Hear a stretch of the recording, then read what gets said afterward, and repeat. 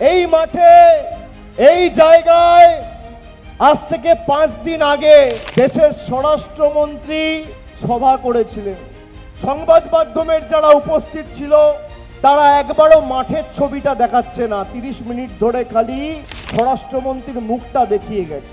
তার কারণ মাঠের যা পরিস্থিতি ছিল আর এদের পরিবর্তন যাত্রায় যা ভিড় হচ্ছে, একটা গ্রামে যদি জেসিবি দিয়ে মাটি কাটা হয় সেটা দেখতে তার থেকে বেশি লোক জড়ো হবে।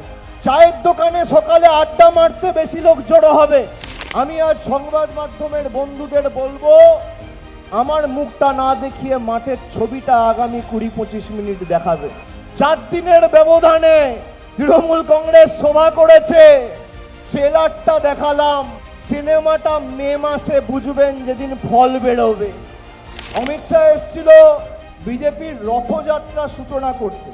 এ তো রথযাত্রার আগেই বিসর্জন যাত্রা হয়ে গেছে। এমন রথযাত্রার অবস্থা যে ড্রাইভার আর উপরে 4টে হাত নাড়ার লোক ছাড়া আর লোক নেই, কোথাও কোনো লোক নেই। বাংলায় এসআইআর করতে গিয়ে বিজেপিতে এসআইআর হয়ে গেছে। বাংলার মানুষের অধিকার কাটতে গিয়ে নিজেদের গর্ত নিজেদের কবর নিজেরাই খুঁড়েছে।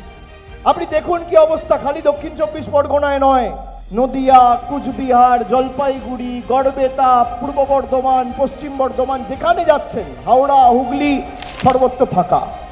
তোমার কাছে সব আছে, মোদি বাবু, অমিত শাহ বাবু, বিজেপির একাধিক কেন্দ্রীয় মন্ত্রী, বিজেপির একাধিক মুখ্যমন্ত্রী, ED, election commission, NIA, income tax, আধা সামরিক বাহিনী, গতি মিডিয়া, বিচার ব্যবস্থার বন্ধুরা, সব তোমাদের।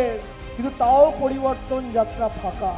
তার কারণ যারা পরিবর্তন যাত্রায় অংশগ্রহণ করবে সেই মানুষগুলো তোমাদের সাথে নেই। সেই মানুষগুলো তৃণমূলের ছাতার তলায় রয়েছে, যারা আগামী দিন আবার চতুর্থবার মামাটি মানুষের সরকার তৈরি করবে।